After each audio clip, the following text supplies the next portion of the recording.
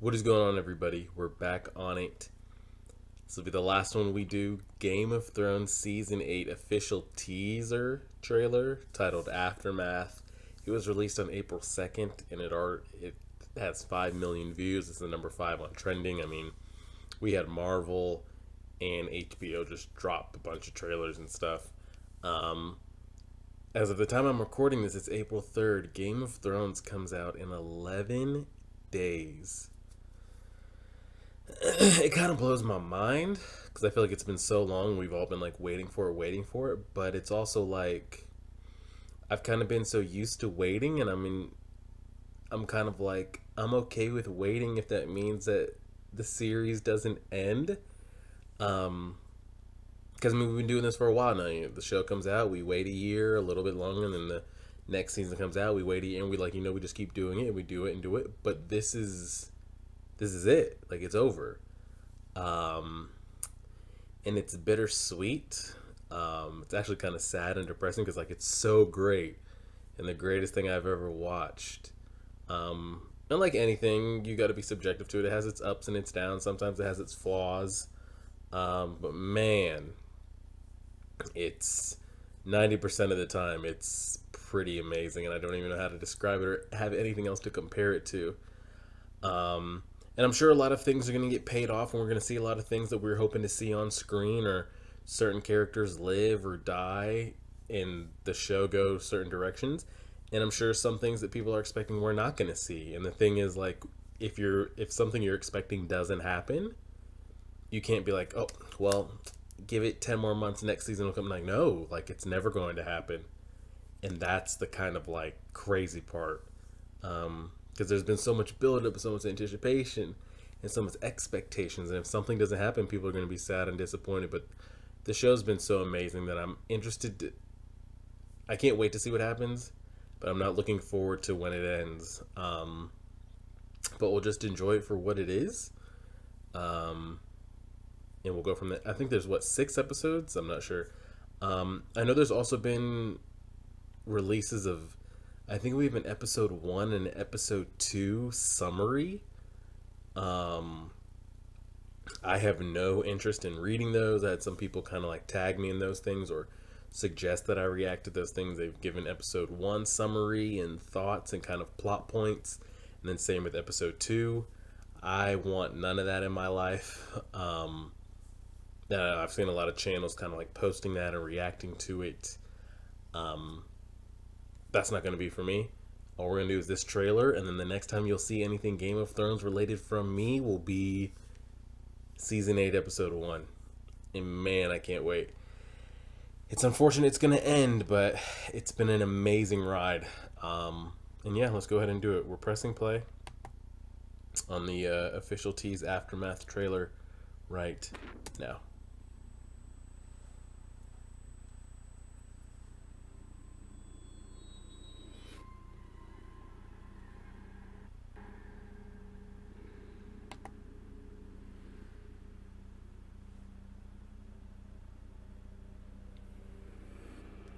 Is this like the aftermath after the battle at Winterfell?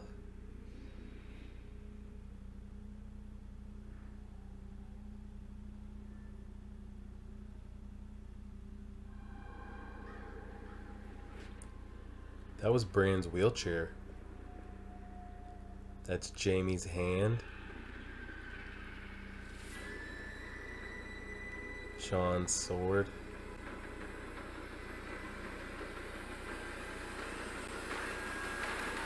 It's over, isn't it? You sons of bitches. April 14th. That blows my mind that that's 11 days away. I'm trying to decide what I want to do because I've never done it before. I know some really, really like diehard Game of Thrones fans like are super deep into the book lore and the shows, and I want to do like group reactions because I need I need right then and there discussions, but it's so hard to like try to coordinate those things and then still get the reactions like up at least like a day, 2 days max after, and it'd be so much to edit. I'm still gonna try and see. Either way, we're gonna have reactions up. The main question I had from the trailer, I mean, we didn't really get much. The aftermath, I guess they're showing how much of that is accurate. I don't know. Because we still don't know I'd rather it go option two. Option number one, the battle that happens here at Winterfell. Say the living side wins. Somehow we end up getting our hands on the Night King. This is kind of like the easy way out. The battle happens at Winterfell. Some of our like close characters die, but somehow we get our hands on the Night King, and kind of like how we had in season 7, if we slay him or take him out, everybody he's turned will fall. Some kind of like, it's like the Lord of the Rings Sauron thing. You destroy the eye and like all his armies and everything. That's kind of like the easy cop out way, but I could see them doing that. I don't want them to do it that way, but the fact that they introduced that last season with that white that was marching around, and they kind of took him out, and everybody else he was controlling kind of just died. I feel like they're going to end up killing the Night King, and then everybody he's risen from the dead is going to die. That's option number one. Option number two, what I hope for is the battle happens, and the living side has to retreat. Like, retreat way down, all the way to King's Landing type retreat. And the battle, like, still's going on, and, like, we're retreating, and the battle, like, finishes and takes place in King's Landing. That's what I would hope would happen. And then, if we got to kill the Night King, then all his soldiers die, that's fine as well. I feel like that's the only way that can happen. We just don't have enough manpower to take each single one out, unless you're just going to go out there with the dragons. Does Dany lose another dragon? Do all the dragons just end up getting wiped from the earth right here, and they're never resurrected ever again? That's what I could see happening, just to kind of like even the chessboard from here on out. There's just no more dragons. But we also thought there would never be dragons again, and this is where we are now. Maybe somebody else finds some petrified eggs, and a Targaryen down the line that ends up being Jon and Dany's baby fosters children, and one day they come across petrified eggs, and the same thing happens to Dany that happens to them, and dragons sprout again. I'm just interested to see is there ever going to be any Night King White Walkers again, or like is this it? They finally erase them, like root and stem, or is it always going to be one of those things that like we defeat it, but like Barrick said, there's always a fight between the living and the dead always wins. You just got to do what you have with the time that you have. Maybe we destroy the Night King, but you really can't always destroy it. And now we're just going to get here into speculation. I'll be here for 30 minutes. The main question I had from that trailer was, when the battle happens, what kind of is the plan / where does Bran like set up shop? Where does he play his role? Does he stay in Winterfell and like kind of help command and battle and warg into Drogon, or warg into Rhaegal and shoot fire across and then warg back out and then warg back in, and he's seeing things in the future, seeing things in the present, seeing things in the past while it's going on, while he's just like in a room locked up in Winterfell?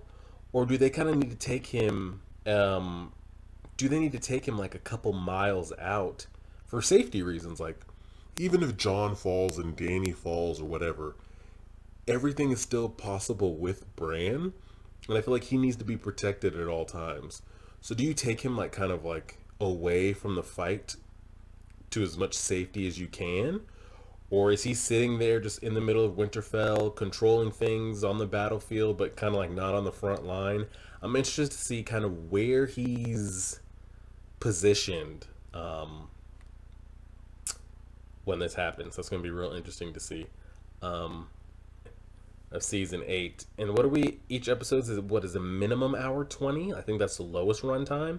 And did they say episode 2 is the like longest battle in cinematic history, like TV or movie? I think right now the longest battle ever has been, was it Helm's Deep, or was it in the Return of the King, the battle of at Gondor? One of the Lord of the Rings has the longest battle ever on screen, and I think it's already been confirmed that Game of Thrones is going to top it. I don't know if that's in episode 2 or episode 3. I'm not sure, but if you guys know the minimum, like the lowest time run for one of the episodes, let me know. And overall, I'm just really excited to see what happens and where the the season takes us. So, again, if you want to do any discussions before the season starts, leave your comments down below. Who do you think survives in the end? Does everybody die and the Night King wins? Do we defeat the Night King but not everybody makes it? Who sits on the Iron Throne at the end? Does anybody sit on the Iron Throne at the end? Um, and any other kind of big theories, conspiracies, anything you guys got, let me know. Like, share, favorite, subscribe, and as always,